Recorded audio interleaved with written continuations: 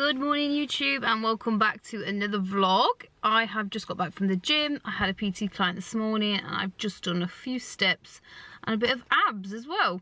So it is Wednesday today. It is the 26th of January.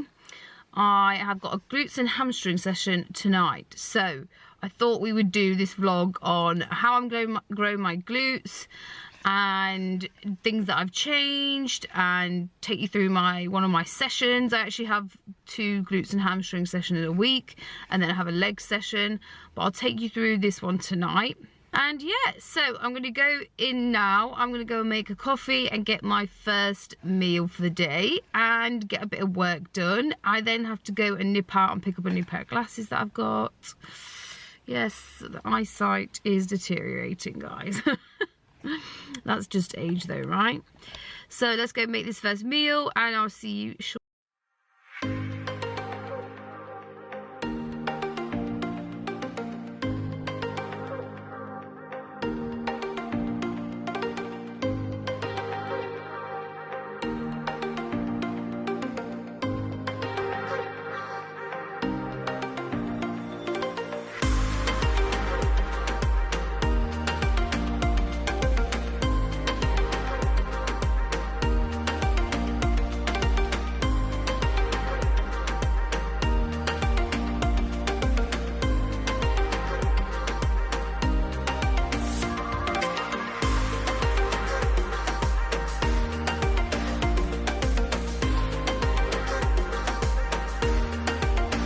And here we have meal number 1 on training day is my oats. You guys know this by now.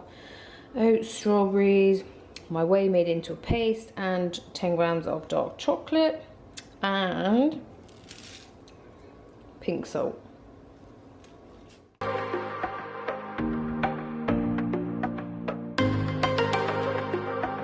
So I'm at the gym now. I've just come into the changing room because it's so loud in the gym. I never want to really record in there.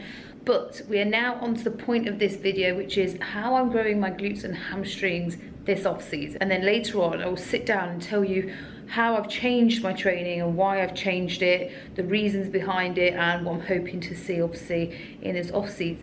Hello YouTube, welcome back. As you can see, I am not in my normal habitat. New gym today. My camera died when I tried to film my glute and hamstring session last week for my YouTube, so we're trying again today, but we are at a new gym today. Josh is filming YouTube with his training partner, so I will do my best. It's the first time I've trained here in probably 2 or 3 years. I think I will be able to make a pretty good job of it here no matter what. But anyway, I will now go and start the session and we will catch up afterwards. And this is it, guys. This is the big secret. This is how I'm growing my glutes this off season. This little hip band. I'm joking. Guys, these bands do not grow your glutes. This is not what the big secret is. So this is just a hip circle. I'm using this just to put some blood into the muscle really before I start my workout.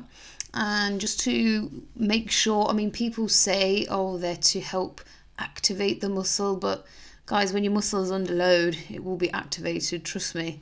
But this is just going to help me with my mind to muscle connection with my glutes throughout the session. It's going to help get some blood into the area and just generally get me ready and fired up for the session. So I'm just doing some squats here, and what I'm doing is I'm pushing my knees out on the way up and on the way down really. The key with these bands is to keep them as tight as possible, so all tension is on the glutes. So I just did some squats there, and now I'm just doing some side steps, trying to keep low so there's tension on the glutes. And what I'm doing here is I'm stretching off my hip flexors. So the hip flexors, if your hip flexors are tight, you will struggle to engage with your glutes. That's just what happens. We train, they can get tight. So that was me just stretching them off.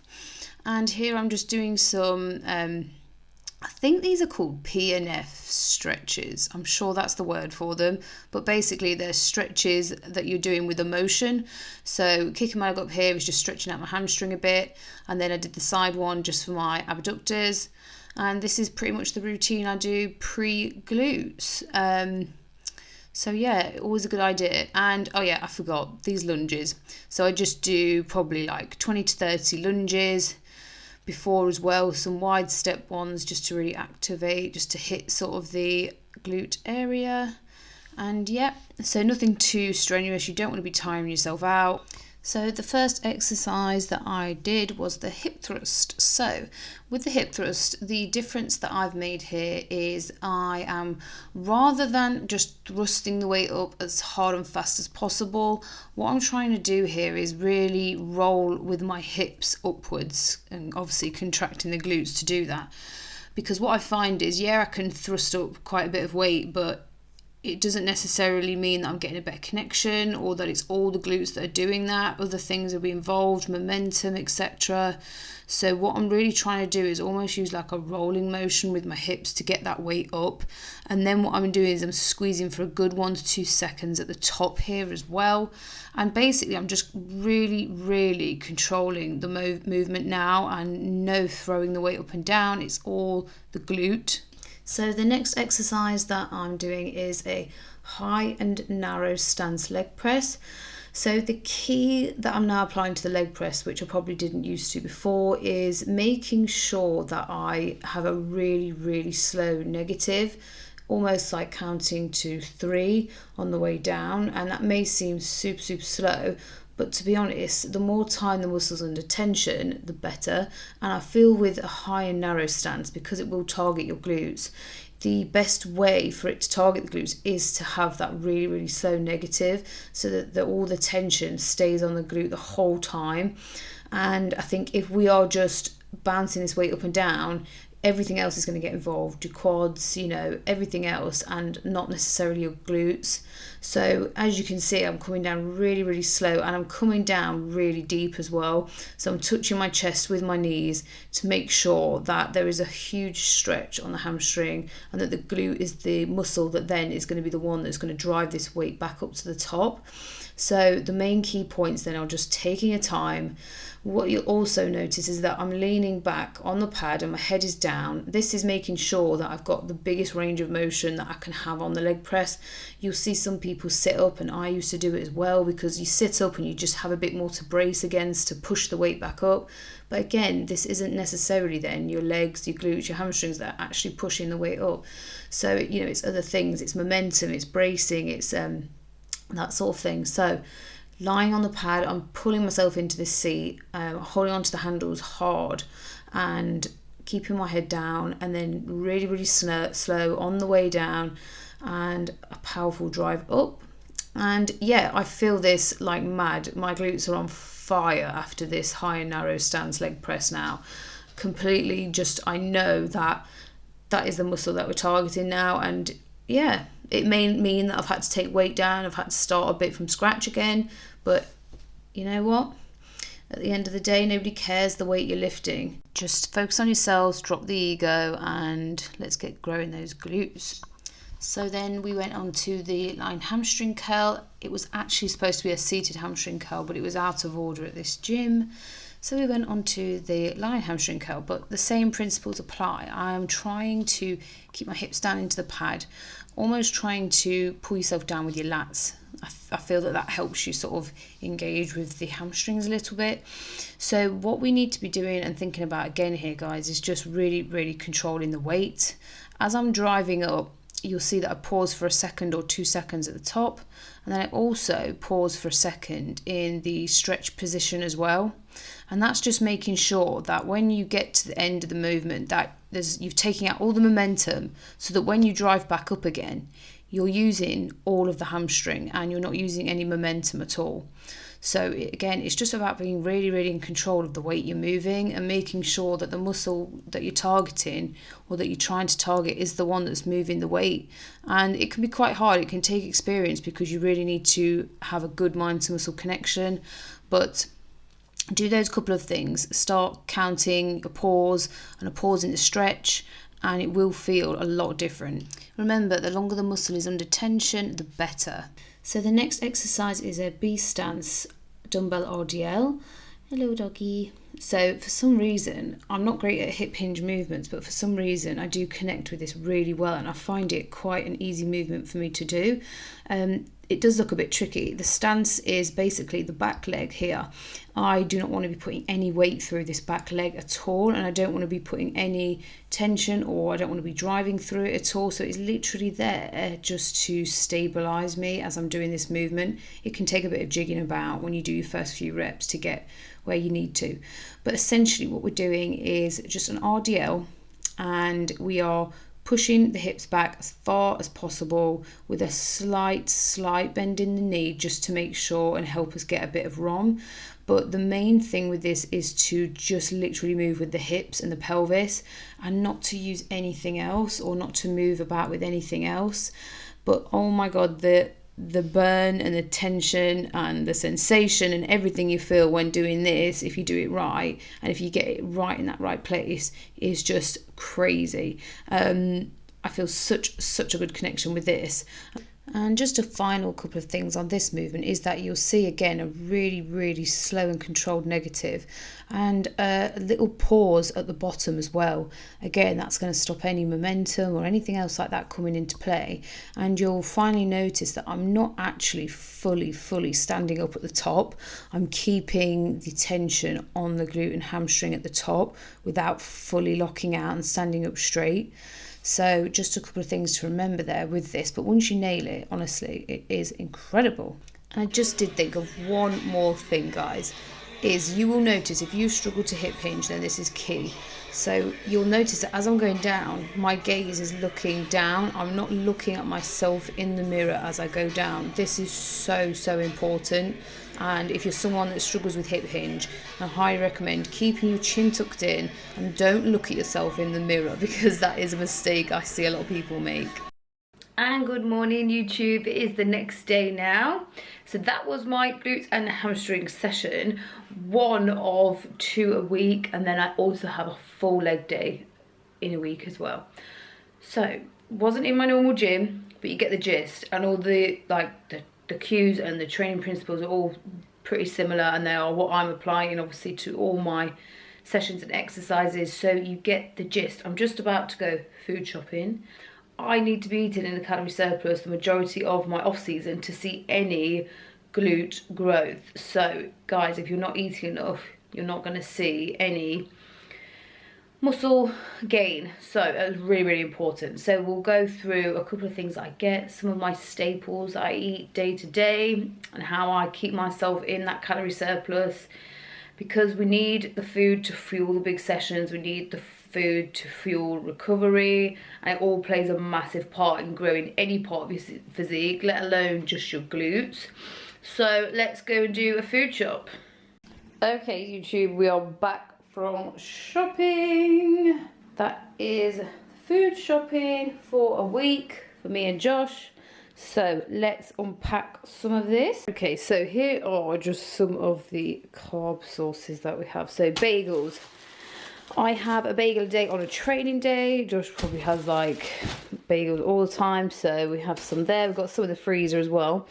And oats, you guys know I love my oats. And obviously rice. We have some packet rice in case we don't have any normal cooked. It's just a little thing there just to help us keep on top of things. And cereals. Josh has the honey oops. I have the choco rice. So they're just some of the carb bits that we eat. Also, we eat a lot of frozen fruit. So blueberries, strawberries. We also have some pineapple somewhere. Okay, I found the pineapple. So we've got a couple of pineapples. But as you can see, fruit. A lot of fruit. Also bananas, and there's a pack of apples somewhere in here too. Okay, and then the next load of stuff, I've got some of my 85% dark chocolate that goes on my oats. I've got almond milk here for our cereals. We have 0% fat Greek yogurt, loads of that. And then just some little bits like squash, some coffee, a bit of milk here. And then I just wanted to show you guys some of the meat. So I have 5% fat mince there, and then we just have some chicken breast and then some veggies. These are my veggies of choice at the moment. I'm dead boring with them. What I'll do is I'll have like the same 2 or 3 vegetables for like months and months, and then I'll completely change it. So just broccoli, tomatoes, and I've got some mushrooms just there. I do also have some courgette in the fridge, but I didn't get that from shopping today. And I just wanted to show you as well, I do get just this chicken seasoning for our chicken and beef, and then we do a bit of garlic on as well. But that is all we really do on our meat. A bit boring, but you know, we like it. We like what we like. So that is the gist of what I picked up today. That is the main food shop. I did want to show you a couple of other things that I picked up from other places over the weekend that I don't get from that supermarket because I just don't like them. So things like, this is the sauce that I use for some of my meat and carb dishes. So this one in particular I put on my beef and pasta, and I tried the one from the supermarket and I just don't like it, so I nipped the co-op for this. And also pick up my gluten-free pasta from Asda because the other supermarket that I do my shopping at doesn't sell this. And then things like my turkey bacon as well, I can only get from like a major supermarket, so don't get that from the normal weekly shop either. But the thing with these is the use by date is so long on them that I just pick up like 3 packs and they last me forever. I mean, could you get anything else in that fridge? So another thing is my rice cakes. These particular brand, they don't sell at the supermarket I go to, so I just pick up loads of these when I go to a major supermarket. So I've got loads and loads and loads of rice cakes in this cupboard. But yeah, that is pretty much it, guys. That is all the sort of food that we're eating at the moment.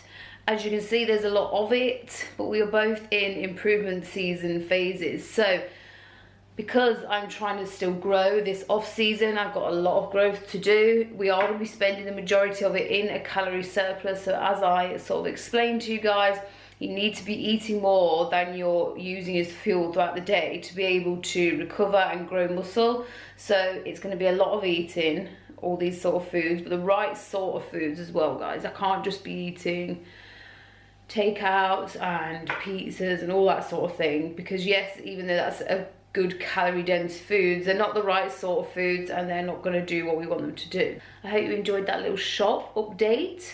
I'm now going to go out and do some steps, and then we will sit down and talk about a little bit more about this off season.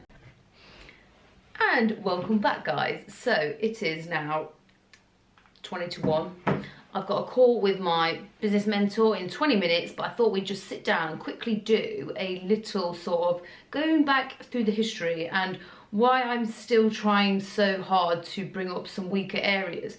Now, when I first started bodybuilding, obviously I met my husband in the gym and he was a bodybuilder. So it made sense that when we were training together that I started to eat, you know, properly to fuel my workouts. Anyway, ended up making some great progress, so thought, hey, let's do a bikini competition. And then obviously I got a coach when I decided to do a prep, and then we sort of learned so much more about training and all these sort of things. And that's when I really think I started bodybuilding properly, because I was doing a proper training split. I was eating food that I needed to eat now and not just what I thought. And it was just sort of the right way to do things, whereas before I was just doing what I thought I should be doing. But anyway, in doing what I thought I should be doing, I made some progress, started my prep, and then obviously I won my first show. So then I got hooked to competing and the lifestyle of being like an athlete and a bodybuilder. But after your first show, you analyse your physique and you think, right, okay, I've got some weaker areas that need to be worked on here. So I went away in my off season, 2 years till I competed again, and those areas were still lagging a bit. So my hamstrings and my glutes, that quote where they say the definition of madness is doing the same thing and expecting different results, and I just feel like, right, okay, that's what I've been doing. I've been doing the same thing, expecting different results, but the results aren't happening. So we need to dig a little bit deeper. In working with my new coach, we have really broken down my training and it's become so clear to me. Now, some people, depending how their body is made up, you know, we all have completely different bodies, we'll all be different strengths in different areas. Now, I feel like I've always had a great mind to muscle connection with my back, and you know, considering how long I've been doing bodybuilding for properly, I have made some really good progress, and my back's always been really strong. I've always been able to train it and really have a great mind to muscle connection. But what this has actually done is that in training my back really well, because that's just something that I've never struggled with, it's then meant that when I've been doing hamstring and glute exercises, that the back, because I have a better mind to muscle connection with that area, that has been taking over, and that has meant that in particular hip hinge movements such as like RDLs, deadlifts, things like that are really great for like your hamstring development.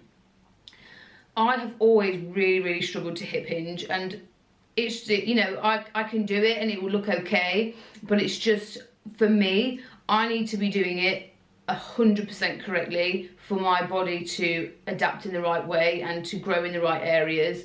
Some people, those people with those great genetics, can get away with doing exercises probably not the best, you know, not the best form and stuff, and their body will still grow. It will still get that stimulus it needs to grow muscle. But for the big majority of us, that is not the case. And I'm strongly going to be like an advocate for this now. If you've been at it for years and you've been training a certain muscle and it's just not seen the growth progression that other areas have, I really do think that the big reason is just due to your training, and the execution may not be, you may be doing it how you think she's doing it or he's doing it, but that may not work for your body. And this is where you really need to work with someone who can help you break down and literally start from the beginning. So all my hip hinge movements are pretty much started from the beginning now again, and my body's having to relearn how to do these things in a way that is going to work my glutes and hamstrings. And it's really hard to do. It is really hard to do. It's been tricky. It's not been like one session, tried it and it's worked. It's been weeks and weeks of going through and making sure that I'm relearning all the cues correctly, and things like squats and stuff, any sort of like squats and lunges and things like that as well, I've not been doing optimally.